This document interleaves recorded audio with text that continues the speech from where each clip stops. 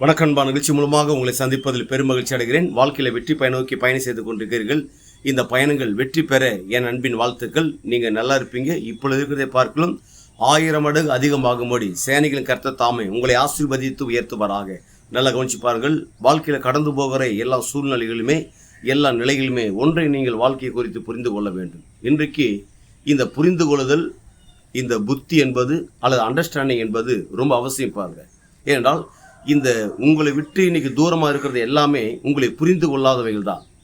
எந்த பொருட்கள் எல்லாம் அது எந்த ஆசீர்வாதம் எல்லாம் எந்த விதமான நன்மைகள் எல்லாம் எந்த விதமான மனிதர்கள் எல்லாம் உங்களை விட்டு இன்னைக்கு தூரமாக இருந்து கொண்டிருக்கிறதோ அதை குறித்து நம்முடைய புரிந்து கொள்ளுதல் குறைவாக இருக்குது. எதை குறித்து நீங்கள் புரிந்து கொண்டீங்களோ அது உங்ககிட்ட இருக்குது. அதில் தான் ஒரு மனிதன் புரிந்து கொள்வது ரொம்ப அவசியம். இன்னைக்கு எல்லாமே பிரிந்து இருக்கிறது.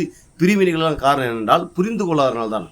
அதுதான் என்றைக்குமே எந்த காரியத்தை குறித்து நீங்கள் வெற்றி பெற நினைக்கிறீங்களோ, எதை நீங்கள் சாதிக்கவே நினைக்கிறீங்களோ அதை குறித்து புரிந்து கொள்வது ரொம்ப அவசியம். அது ஒரு பிஸ்னஸா, அந்த பிஸ்னஸை குறித்து நல்ல புரிந்து கொள்ள இருக்கணும்.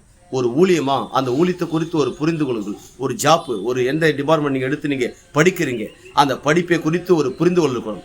அதை குறித்து உங்களுடைய புரிந்து கொள்ளுதல் தான் உங்கள் வாழ்க்கையில் ஒரு மிகப்பெரிய அது வெற்றி மகுடத்தை கொண்டு வருது. அதுதான் என்னையுமே புரிந்து கொள்ள வேண்டும். அதில் நீங்கள் நானும் இன்றைக்கு ஒன்றை புரிந்து கொள்வோம். அதில் மற்றவங்க உங்களை புரிந்து கொள்ளாமல் இருக்கிறாங்களே, நீங்கள் சில நேரத்தில் பாருங்கள் சோர்வு அடைவீங்க. என்ன இவங்க இப்படி இருக்கிறாங்க, இப்படி செயல்படுறாங்க, இப்படி மூவ் பண்ணுறாங்கன்னு என்று நீங்கள் ஆவேசப்படலாம், பலவீனப்படலாம். காரணம் என்றால் உங்களை அவங்க புரிந்து கொள்ளலை. இன்னைக்கு உங்களை விட்டு அவங்க தூரமாக இருக்கிறாங்க, உங்களை இழந்துட்டாங்க அவங்க. காரணம் என்ன என்றால் புரிந்து கொள்ளாதனால்தான் இந்த நிலை. ஆனால் எதெல்லாம் நீங்கள் புரிந்து கொண்டீங்களோ அதெல்லாம் உங்ககிட்ட இருக்குது. அதில் புரிந்து கொள்ள ரொம்ப அவசியம். உங்களை புரிந்து கொள்ளாத குறித்து நீங்கள் கவலைப்படாதீங்க. உங்களை புரிந்து கொண்டு நினச்சி சந்தோஷப்படுங்க. அதை வச்சு நீங்கள் மேலே வாங்க. அதை வச்சு பிரமாதமாக பண்ணுங்க. அப்படி பிரமாதமாக பண்ணும்போது என்ன நடக்குது என்றால் ஒட்டுமொத்த உலக நாடுகளுக்கு ஆண்டவர் இயேசு கிறிஸ்து உங்களை கடன் கொடுக்கும்படியாக வைக்கிறார். நீங்கள் வற்றாத நீரூற்றை போல் இருப்பாய் என்று சொல்லி உங்களிருந்து விடைபெறுகிறேன். உங்கள் நண்பன் ரவி, பெரிய பாளையம்.